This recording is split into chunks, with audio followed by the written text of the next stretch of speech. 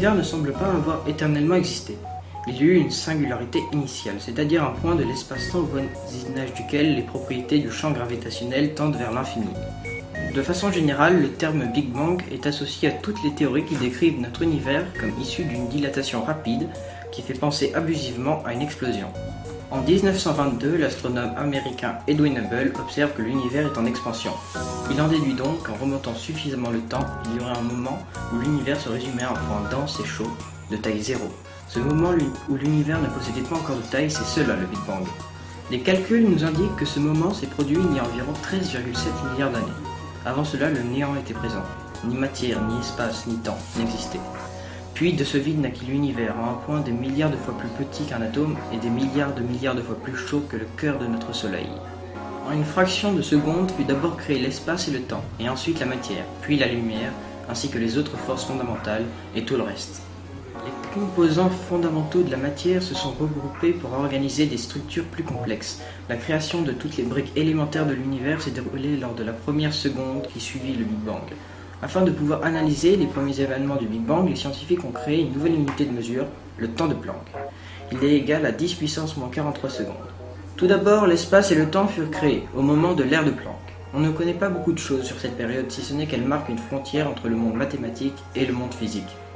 Cette théorie fait partie de la théorie du tout, elle s'applique durant une période de la durée du temps de Planck. L'univers ne mesure alors que 10 puissance moins 33 mètres et possédait une température de 10 puissance 35 degrés. Notre univers actuel est régi par 4 grandes forces élémentaires. La gravité, la moins puissante et agissant à notre échelle, ainsi que l'électromagnétisme, agissant à l'échelle atomique, et les forces nucléaires fortes et faibles qui agissent à l'échelle subatomique. Aux premiers instants de l'univers, ces 4 grandes forces n'étaient qu'en réalité une seule et super force, atteignant l'énergie titanesque de 10 puissance 81 joules, alors que l'univers était hyperdense, d'une taille de 10 puissance moins 26 mètres, soit une taille des milliards de fois plus petit qu'un proton. Cette super force s'est séparée en 4 forces, d'abord la gravité, puis l'interaction forte, et enfin l'électromagnétisme de la force nucléaire faible. C'est le début de l'ère de la grande unification, 10 puissance moins 36 secondes après le Big Bang, dans un espace atteignant les températures de 10 puissance 33 degrés Celsius. À partir d'environ 10 puissance moins 35 secondes après le Big Bang se produisit l'inflation cosmique. Durant cette période, l'univers subit une expansion exponentielle extrêmement rapide, accompagnée d'une baisse importante de température atteignant 10 puissance 28 degrés. La fin de cette période marque le début de la création des premières particules de matière, durant une phase de réchauffement suivant l'ère d'inflation. L'énergie générée par le champ d'inflation permet la création des particules élémentaires telles que les quarks, les électrons et les neutrinos. À partir de 10 puissance moins 33 secondes après le Big Bang, c'est l'ère des quarks. L'univers a alors une taille de 10 puissance 16 mètres, avec des températures approchant le million de milliards de degrés.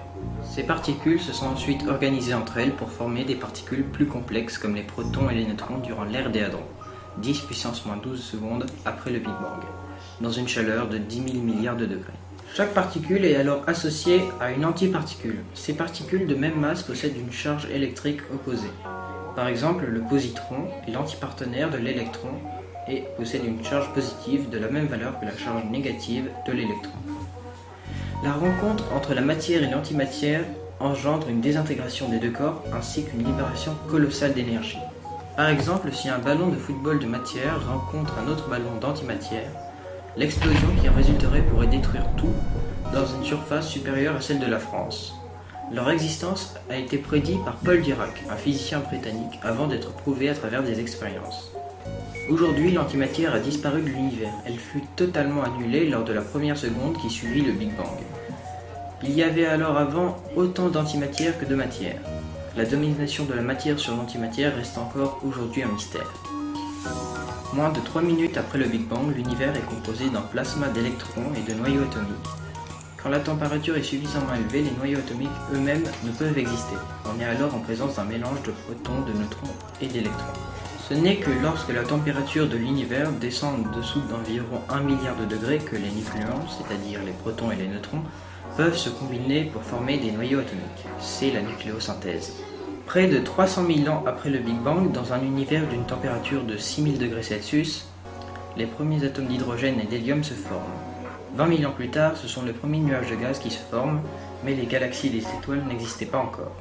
Dans l'univers primordial très dense, la lumière ne pouvait pas se propager librement.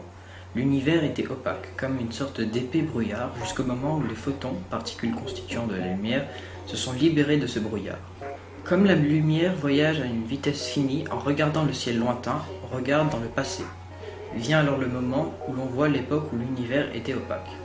Cet instant s'appelle l'époque de dernière diffusion. Elle s'est produite environ 380 000 ans après le Big Bang. C'est le rayonnement qui baignait l'univers à ce moment qui a été observé par le satellite Planck. On l'appelle fond diffus cosmologique ou rayonnement fossile. Ce signal a traversé l'univers durant plus de 13,7 milliards d'années et il peut être capté par nos antennes de télévision. En effet, lorsque votre téléviseur ne fonctionne pas et que de la neige apparaît sur l'écran, un faible pourcentage de cette neige provient en réalité de ce signal. Ensuite, durant les 400 millions d'années qui ont suivi ce rayonnement fossile, aucune activité détectable n'a été produite. C'est l'ère des ténèbres ou âge sombre. Ils prirent fin lors de l'apparition des premières sources de lumière dégagées par les étoiles, créées à partir des nuages de gaz. Celles-ci se sont regroupées pour former les premières galaxies.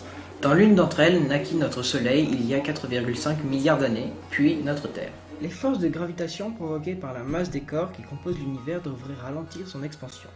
Donc les scientifiques ont cherché à calculer la vitesse de celle-ci et son taux de décélération. Or, leur observation ont démontré que l'expansion de l'univers ne ralentissait pas, mais au contraire s'accélérait. Pour comprendre ce mystère, les astrophysiciens se sont mis en quête de rechercher une force qui pourrait contrer la gravité et faire accélérer l'expansion. Voici notre univers. Observons sa composition. La matière visible de notre univers, constituée en partie d'atomes, ne représente que 4% de sa masse. 22% de l'univers est constitué d'une étrange matière noire invoquée par les scientifiques pour expliquer des observations astrophysiques dans les estimations de masse des galaxies et des amas de galaxies. Les 74% restants sont constitués de l'énergie noire. C'est cette force qui contrôle la gravité. Les scientifiques ignorent beaucoup de choses sur cette mystérieuse énergie. L'énergie noire et la gravité luttent sans cesse, créant un équilibre dans l'expansion, mais cela sera-t-il toujours le cas dans des milliards d'années? 3 scénarios ont été prédits par les scientifiques. Premièrement, le Big Crunch, l'effondrement de l'univers, c'est-à-dire une phase de contraction faisant suite à la phase d'expansion. Vers la fin de cet effondrement, l'univers atteint une densité et une température gigantesques. C'est donc en quelque sorte un Big Bang à l'envers, qui consiste à ramener le cosmos en un point de singularité d'origine, annulant l'espace et le temps. Selon certaines théories, cette singularité provoquerait un nouveau Big Bang et ainsi de suite. Deuxièmement, le Big Rip, ou grand déchirement. Dans ce scénario, toutes les structures, des amas de galaxies jusqu'aux atomes, sont déchirées, étirées par une expansion de plus en plus violente, jusqu'à être disloquées, déchirées, d'où le nom Big Rip. Troisièmement, le Big Freeze, ou Big Chill, le grand refroidissement. Dans ce paradigme, l'univers va évoluer jusqu'à un état d'absence totale de toute énergie thermodynamique, causant la disparition de tout mouvement. En termes de physique, il a atteint son entropie maximale. L'entropie est une grandeur qui désigne le taux de désordre d'un système. Ce terme est généralement employé pour décrire la dégradation de l'univers et son passage de l'ordre vers le chaos. En résumé, le Big Crunch symbolise la victoire de la gravitation sur l'énergie noire, le Big Rip, la victoire de l'énergie noire sur la gravitation, et le Big Freeze ou Big Chill, une lutte éternelle entre ces deux forces conduisant inévitablement à un univers froid et désert. Pour résumer, le cosmos fut créé par une gigantesque explosion il y a environ 13,8 milliards d'années. Puis, les premiers composants primordiaux de l'univers ont formé des systèmes de plus en plus complexes pour créer l'univers tel qu'on le connaît aujourd'hui. Mais son futur reste toujours incertain. Ces 3 scénarios sont tous aussi probables les uns que les autres, et seul l'avenir nous apportera la réponse. L'univers recèle encore aujourd'hui bien des mystères, et la plupart d'entre eux sont directement liés à son origine.